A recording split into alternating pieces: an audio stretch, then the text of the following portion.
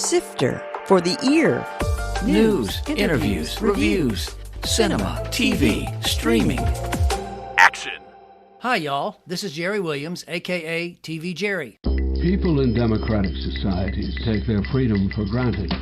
This man's life was different. He was the most popular young actor of his generation. You may have recognized that first voice in the trailer. It's Brian Cox, best known as the patriarch in Succession. He narrated Oleg, one of the two docs I'll be featuring today in preparation for this year's Richmond International Film Festival. Last week, I featured two narratives from the festival. This year's festival will feature more than 170 films, live music performances, and special events all over town from June 7th through 12th. Being able to find your community, whatever that is, music is really a way to find your people. That was an excerpt from the first documentary we'll be featuring today, Mixtape Trilogy, which features 3 different encounters of musicians with their fans. In addition to the Indigo Girls who were featured in that excerpt, plus the devoted fan who's seen more than 300 of their concerts, the movie features Indian-American jazz artist Vijay Iyer and his relationship with Garnett, a man of the streets from Kingston, Jamaica. Finally, a rapper and activist, Talib Kweli, inspires and transforms the life of Mike, a hip-hop architect from Detroit. Sifter Review of the Week. Killing It on Peacock. Craig Robinson heads the cast of this unique comedy from the creators of Brooklyn Nine-Nine. His marriage has failed and his job prospects are nil, so he enters a contest to kill pythons for a cash prize. It's Florida where they're rampant. Already this is a setup for comic potential, but that opportunity ramps up with Claudia O'Doherty's offbeat performance as his relentlessly upbeat, chatty partner. The narrative sometimes branches off into other character stories, which adds a new perspective with some truly touching emotional accents. Robinson's hapless delivery and the spiraling situations provide some absurdly outrageous circumstances and plenty of genuinely funny moments sweetened with a touch of heart. I gave it 4.5 out of 5 stars. But note, they're 10 30-minute episodes, but only the first one is free. The others require a subscription to Peacock. Now let's start our conversation with Kathleen Ermitage, the director of Mixtape Trilogy. You're going to be in town. You're coming to Richmond for the Richmond International Film Festival. And your film is going to be the closing night feature film at the festival on June 12th at 6 p.m. So congratulations on that. Surprise guest drop in. So speaking of music and your enjoyment of music, we have the executive director of the Richmond International Film Festival who dropped in. Heather Waters, welcome to Sifter. Hi, guys. How are you? Hey, Kathleen. Hi, Heather. Wow. That's fantastic. How are you? Hey, Jerry. I'm good. She said she's never been to Richmond, so she's ready to come see our beautiful city. And I know there's a big music component for RIFF. What else is going on during the week? Yeah, as you mentioned, Jerry, so we have a strong focus in music and film. We have about 21 artists that will be performing, coming in as far away as Germany and Belgium. Wow. And then, of course, yes, lots of different artists coming in from across the United States. So there's a lot of different music/film events through the week, but the big performances begin on Wednesday night at Vagabond with our Urban Hip Hop Night. And we've got a cool panel that opens that up. It goes right into some incredible artists. In fact, the artist Famo, it's going to be a treat to have him. He's coming in from Germany. He'll be in the lineup that night. And then Thursday night, after a singer-songwriter pitch session to the filmmakers, we have a special edition of the RIFF Shaco Sessions Live. The big performance day is at Hardywood, and there we have a full day of indoor, outdoor music. So both stages running, and the G-Bombs, Jerry, I don't know if you are familiar with them, but cool punk band out of Virginia Beach. I just know the F-bombs. I don't know any G-Bombs. Well, are we supposed to be saying that on a podcast? No, we can't. It's radio too, so we have to. We can say F-bomb, we just can't say what it stands for. Okay. So Mixtape Trilogy is a wonderful combination of this whole idea of music and film. So it's a great finish for the festival. Yeah, we always really take a lot of time in selecting our opening and closing film. I think this is the first year that we've ever had a doc opening the festival and a doc closing the festival. And both of them happen to have a strong music component, but they also have some story elements to them that we feel are particularly relevant for right now, what's going on in the world.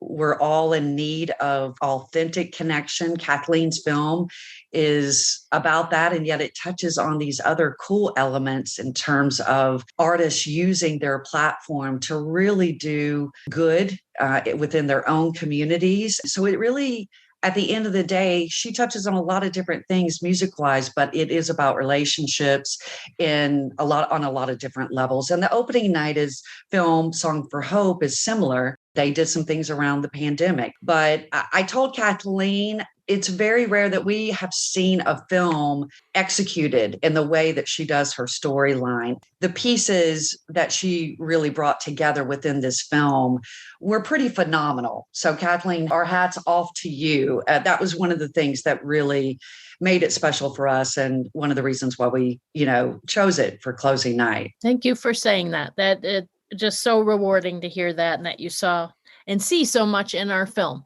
Absolutely. Right. Well, thanks, Heather, for dropping in. You're welcome. Thank you for letting me pop in for a minute. That was a treat. The name of the film is Mixtape Trilogy, and it looks at 3 different musicians and their fans and the relationships. We'll get into that more deeply, but you worked on several other films as associate producer on Chasing Train, the John Coltrane documentary, Sergio Mendes and The Key of Joy, and I'm old enough to know who Sergio Mendes was, and Herb Alpert, same thing with him.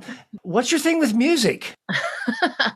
I work with a production company in Los Angeles, and we often work on music documentaries. We just love them. It's there's great stories, interesting people, but no, we love making those. And then for this particular project, there was a philanthropist in Boulder who approached me and wanted to make a film about the power of music. Mixtape Trilogy is your first directorial effort. How did you get in that position? I'm really excited to have had the opportunity to do that. I always wanted to direct one. Like I said, I was approached by this philanthropist in Boulder who he's very much a music enthusiast. He funds a lot of jazz artists. He said he wanted to make a film about the power of music. And so I said, yeah, let's talk more about what that means to you, but I'd like to direct this one. It's a trilogy, so there's 3 parts. And the first part is the one that most people will know, the Indigo Girls, and one of their biggest fans. And then an Indian-American jazz pianist, Vijay Iyer, and his walking fan, Garnett,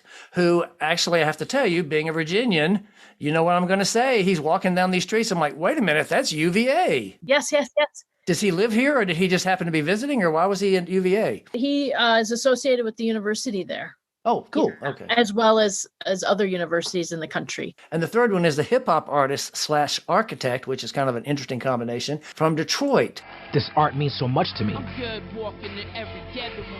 I've never seen something more unifying than hip-hop music. We hear about the artists, and then we hear about the people who they have been influenced by or who are their fans.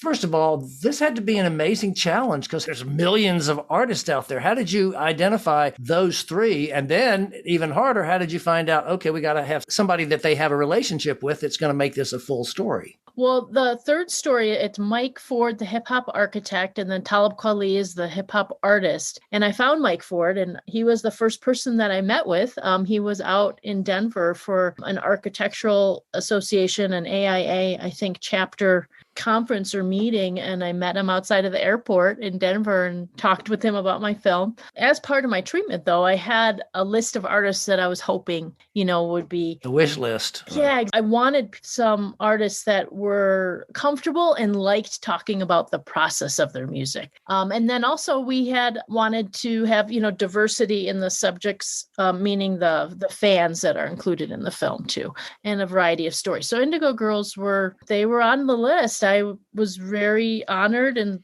thrilled that they agreed to be in the film. And then Vijay Iyer has a very active kind of advocacy on his Twitter feed. It had come across my attention. And how many rejections did you get? Not too many, but we did get some. A lot of it's like schedule conflicts or, I don't always know the reason. we got pretty lucky, I think. Sure. It's a great cross-section, which is good too. Obviously, you've got lots of great footage of people performing, and that was something that came with the artists, obviously, to some extent. But what were some of the challenges in terms of timing or getting the right person to go with them, or what were the challenges that you faced? Let's see. I'm trying to think of what the challenges might have been. No challenges. Wow, that sounds great. No, there are always challenges. I mean, the pandemic was definitely one of them. Right. We had most of our photography done by early 2020, and then we had 4 more shoots, and then the pandemic happened, and so that kind of shut that down for a little while. So we had to get really creative about how we were going to finish the film. That was probably the biggest challenge. And then also a challenge, or maybe I'd call it a joy of doing this work, is building the trust with each of the subjects. These are their stories, and we're taking up their time to highlight part of their lives. So that takes a little bit of time too, getting to know them and making them feel comfortable so they'll want to share their stories with us. Well, it's interesting that you mentioned COVID because, of course, you had a little COVID coda. At the end of the film, you came back and kind of said, okay, here's how COVID affected. So I guess you decided to do that once things opened up a little bit. We made that decision before things were opened up. It was a big decision. When you put in that kind of content, is it an event that's historic enough that we should put a note on it, or will it date the film? So there was a lot of discussion about it among the members of our team. And we thought it had enough to do with the story about being connected. What is that relationship between a musician and their fan or their audience? And certainly through the pandemic, nobody was going to any concerts. I mean, it was painful for some people not to have the opportunity to do that. So we thought that it was an important part of the story. So what are you working on right now?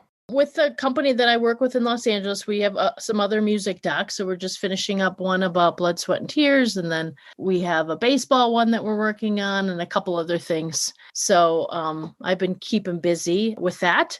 And it's been a nice opportunity to kind of regain some energy around some other projects that I will get back to and develop. Thank you so much for doing this, and I look forward to having a chance to catch up with you in June and share the joy of the movie with everybody else. Thank you. I'm looking forward to that too. Thanks so much for interviewing me today. That was Kathleen Ermitage, director of Mixtape Trilogy, which will be screened at this year's Richmond International Film Festival on Sunday, June 12th at 6 p.m. at the Bird. Links are on the website at tvjerry.com. Now, let's head in a very different direction with Oleg, the documentary about famed Russian actor Oleg Vidov. So I'm thrilled today to be with 2 people, Joan Borsten Vidov, who is actually the widow of Oleg and the producer of the film, and Nadia Tass, who is the director. Actually, she's from Australia, but she has joined us today from Mykonos. She's there for a wedding, so she's getting a beautiful view, I'm assuming, out the windows there. So welcome both of you to Sifter. Thank you. Thank you. Now, you may have recognized the voice in that trailer. It's Brian Cox, of course, who is best known as the patriarch in Succession. I have to tell y'all, before we get started, a few years back, my husband and I were in London to see Rock and Roll, the David Mamet play, and Brian Cox was starring in it. Somewhere in the middle of the second act, somebody's phone went off in the audience. And I figure it was somebody who was too embarrassed to answer it. So it just kept ringing and ringing. And finally, Brian just stopped the show and said, would you please take care of that? And they hustled around in their purse or whatever. And as soon as that was taken care of, he jumped right back in the show and they went on. So that was my first exposure to Brian Cox in person, which was great. So how did y'all enlist him to be the narrator for this story? I called a very famous voice agent, and I had a list from Nadia of all these, important actors. Right. And the agent said, no, you want Brian Cox. And I said, why do we want Brian Cox? And he said, well, he taught acting in the Soviet Union for 2 years. Oh, wow. And he wrote a book about it. And then the BBC produced a 2-part documentary called Brian Cox's Russia. Oh, cool. And his daughter graduated from St. Petersburg University. And in fact, he knew so much about Russia. He could pronounce everything perfectly. And it was a great choice, right, Nadia? Oh, wonderful choice. He's such an amazing man. On the surface, he looks like he would be sort of scary. But in actual fact, he is so warm and considerate and human. It was such a pleasure to be working with him. Nadia, let me ask you first, why did you want to make this movie?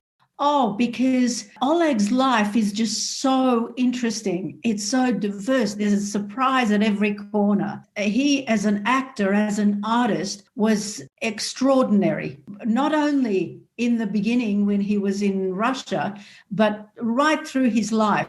You're living down in Australia, so how did you hear about Oleg Vidov? You know, virtually every Russian, irrespective of age, knows about Oleg Vidov because he was such a huge luminary. And you know, it's interesting because in the trailer it says that he's the James Dean of Russia. Later on in the movie, somebody called him the Robert Redford of Russia, which I think is much more appropriate because he's dashingly handsome and he's blonde. But anyway, so how did you hear about him? Because I'd never heard of him until this documentary, and I've been reviewing movies since the 70s. Well, first of all, I have Russian heritage. Okay. And I've done a lot of movies in the US. I met Joan because she was distributing one of our movies. Through Joan, I met her husband, Oleg Vidov. Many times we had coffee or we had lunches, and this is the three of us. And then there was one time when Joan was running very late for a meeting, so Oleg came to that meeting. And speaking of that, Joan, so how did you meet him while we're on the subject? In 1982 or 83, I was working for the LA Times, and they sent me to New Delhi to interview Federico Fellini's fortune teller. And after I finished the interview, he took my hand and he looked at it and he said, "You're going to marry a man from a strange country." LA Times sent me to a lot of strange countries in those days. And I always wondered, you know, is this where Romeo lives? And then Romeo came to Italy where I was living, and he was from a strange country. That was 1985. You met and you fell in love and you got married, obviously. So what was the impetus to make a documentary about his life? Oleg had been writing his autobiography for about 3 years when he passed unexpectedly. And he left me a list of 60-some people in 8 countries in order to fill in the gaps. No, my husband never did anything small. And so as I kind of began preparations to start traveling the world and interviewing these people, I grew up in the film industry, and my friends kept saying to me, "You have to film these interviews because maybe it's a documentary." After X number of interviews, it became clear that it was a documentary. And then I started searching for the right director. And Oleg always said that Nadia, whose grandparents escaped the Bolshevik Revolution and raised her in Greece reciting Russian poetry and acting out Russian plays, he always said she has a Russian soul. So she was the first choice. So Nadia, you did shoot interviews, I'm assuming in Russia, because there were so many directors and actors. Were they shot in Russia? And if so, what kind of issues were there in terms of the political statements and their own risk? I think this question belongs to Joan because Joan was the one who went to Russia and she did those interviews. Ah, okay. Well, Joan? Oleg's friends were thrilled to be part of this. You know, when we started this process, we realized that none of his friends were getting younger or healthier. Right. What was one of the reasons that it was important when we still thought it was only for the book to record them.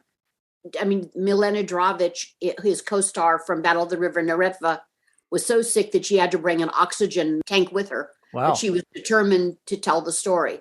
And a lot of the other actors also were not well, but they made a point of getting themselves in shape for a couple of days so that they could come and do a good interview in his honor. Some of the things that they say, there's nothing just really condemning, but they did talk about some of the challenges and some of the strictures in Russian life. So was this a period when they didn't have to fear for their lives or their careers by saying these things? They weren't afraid of talking about the Soviet Union. Because that was in the past, or not the current Russia. My only real problems were I tried to get the KGB file. And first they told me come back in a month. Then they said in a month, they said, well, our countries have bad relations, come back in another month. Then they said he doesn't have a KGB file. So then I got an ex-KGB agent who now works for the FSB to go and look for the file. And he said, I can't give it to you, but I can tell you it's full of compromising letters from his ex-wife and her friends. So that's how you found out what the source of his initial troubles were in Russia. Correct. The part that I think might also be of interest is that Joan went and did these interviews, but I did speak to some of the technical people who were doing the interviews in preparation. And it was fascinating for me. It was fascinating to see how difficult it was to organize things in Russia at that time. The system is quite different to the system that we know, let's say, in the West, in America and Australia. So for Joan, I think it was just so difficult and so expensive to get these interviews done. Are you talking about logistical, like just trying to get things scheduled and getting us permissions and all that was a lot more of a bureaucratic burden, perhaps? What I found with some of the, say, for example, the manager, the unit manager, or the cameraman, if I were talking to them, they would be stipulating certain things that were really, outside of normality. And Joan, I'm talking about some of the people who kind of wanted lots of money and they weren't delivering the goods. When we were trying to see if we were going to shoot in St. Petersburg and then Moscow, we hired that person who basically didn't do a very good job for us, but he got paid over the top for it. If I remember, it's the same one that Nadia is talking about. I mean, he'd worked with a lot of American productions. Well, then let's segue over to America, because I know you interviewed some people here, including Walter Hill, the famous director. And Oleg was in Red Heat, which is probably the most prominent role he had in an American movie, with Arnold Schwarzenegger. Did you try to get Mr. Schwarzenegger to interview? I tried. And he wasn't willing, I'm guessing? I never got an answer, even though Walter Hill said, please tell Arnold I would like him to participate. Well, that's too bad, because that would have been cool. There was another scene that was interesting near the end of the film when Oleg was advanced in years and he was walking down the boardwalk in Santa Monica, I believe that was, and two women happened to recognize him from Russia. Was that just, did you walk around all day hoping that would happen, or is that just a serendipity? It happened all over the world, day and night. Wow. We traveled a lot. In the airport in Thailand, in the airport in Havana, in the airport in Tel Aviv, in the airport in France. Someone always recognized him and ran up, and it was like the scene that you saw. Oh, Oleg, I can't believe you're here. Please, can I have an autograph? It was quite amazing. And in Tel Aviv in 2017, we were mobbed in the streets of Tel Aviv repeatedly. Wow, that's incredible. That speaks to his charisma and fame, obviously.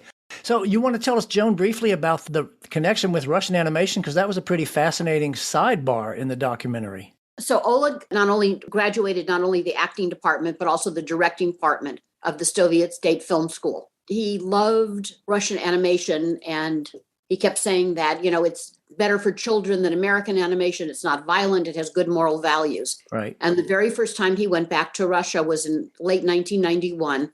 And everything was falling apart. And he, made his way over to the animation studio, and they were looking for someone who could distribute their animation in the West. And he said, well, who better than me?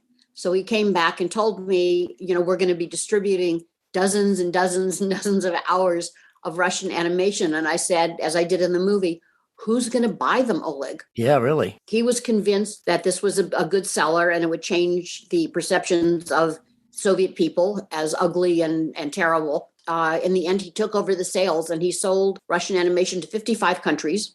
It was dubbed into God knows how many languages. And he really felt that he had a part in changing Cold War perceptions of Russians. That's great. Now, I've got a question for both of you as producer and director. And Nadia, you may have addressed this already, but I'm going to ask again because there may be something else. What was the biggest challenge in putting this documentary together?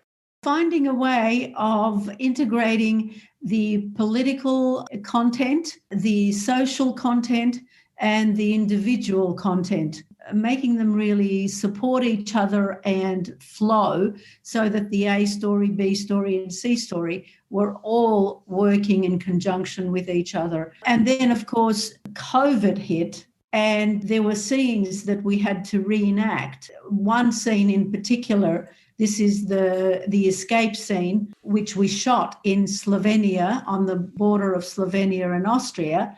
I was in Melbourne, Australia, in my office, and it was through technology that we were able to hire the whole crew in Slovenia. And through technology, I had 4 different screens up, so I could monitor the 3 cameras that I was using and cast it and find the locations, agree on them, rehearse with the actors, and finally shoot it. So that was pretty challenging. Yeah, imagine. It opened the pathway to the fact that you actually can make a movie in another country if you have knowledge of the technology that's required. Joan, what would you say the biggest challenge was for you? Well, financial, because the budget kept getting bigger and bigger and bigger. COVID was a real problem because we were almost done and we still had some interviews to do. And countries opened up at different times and shut down in the middle of, but we finally got it done. And then the real question was, where were we going to premiere? And of course, Russia seemed the most obvious, but we weren't sure until the very end that Moscow Film Festival was going to invite us. And I flew to Istanbul in order to fly to Moscow, and then the Russians wouldn't let me in. Oh, so wow. I watched the premiere on someone's iPhone. Oh, wow. And I was like waiting to see what was going to happen at the end. And they started rhythmically applauding like this and yelling, "Thank you, thank you, thank you." And that made my day. In Russian or in English? I'm assuming in Russian. In Russian. Right. What is that? Is that Nostra? No, spasibo. Placebo. Right. Okay. I knew it was one of those words, one of the 3 Russian words I knew. I'm going to tell you one more funny story. So when we were in Israel in 2017, he held 2 impromptu fan meetings, one in Ashkelon and one in Bat Yam. And a woman came who was carrying a postcard of Oleg that she'd bought 40 years before at one of the kiosks in Moscow. And she had emigrated to Israel with it. And she said that she slept with it over her bed until she got married. And her husband said, "Take it down." But she kept it anyway, somewhere else. She brought it to the fan club meeting. That's real dedication. That's a real fan, isn't it? Yeah. Are either of you coming to Richmond for the screening? I am. Nadia, you too? Well, I hope to, but we'll see. I know that there's some politicians coming from D.C. For the movie, you mean? A lot of politicians and experts in Russia have been asking me, where can I see the movie? So I told them Richmond, and a bunch of them said that they could go. Oh. Now, all the people in the Russian embassy who asked are no longer there. Well, yeah. I wonder why. I hope to be there. I've worked in Virginia before. Oh, really? Where? I worked for Signature Theater. Oh, Arlington, in Northern Virginia, up near D.C. Yeah. Yeah. We don't really count that as Virginia because it's part of D.C., but yeah, it really is technically Virginia. You're right. Oh, so you do theater directing too as well, obviously. I sure do. Absolutely. This has been really fascinating. I really enjoyed discovering who Oleg Vidov was. I'd never heard of him, like I said, and he was a fascinating character. And y'all have done a wonderful job on creating this movie. I want to thank you again. I've been talking with Joan Borsten Vidov, Oleg's widow and producer of the film, and Nadia Tass, who is the director. Thank you both for joining me today, and we look forward to screening the film in Richmond. Thank you so much. Thank you, Jerry. Thank you. This documentary will screen on Saturday, June 11th, 4:45 p.m. at Movieland, and there's a link on tvjerry.com. Coming soon. In theaters. Crimes of the Future, the latest from David Cronenberg, about a performance artist involved with the next phase of human evolution, starring Viggo Mortensen and Kristen Stewart. TV and streaming. On June 3rd, on Hulu, Fire Island. Joel Kim Booster and Bowen Yang star in this all-gay version of Pride and Prejudice set at the famous gay retreat. On Netflix, Interceptor, starring Elsa Pataky as a captain fighting off a siege at a base that intercepts nuclear missiles. Returning for new seasons are The Boys for Season 3 on Amazon, Physical on Apple with Rose Byrne, We Are Lady Parts, Season 2 of the comedy about a female Muslim band. On the 4th, Sweet Tooth returns to Netflix about a half-human, half-deer boy in a post-apocalyptic world. Next week, want to be in pictures? I'll be interviewing Richmond's most prominent casting director. This is Jerry Williams. Thanks for listening. See you then. For more Sister, including literally thousands of reviews, visit tvjerry.com. That's a wrap.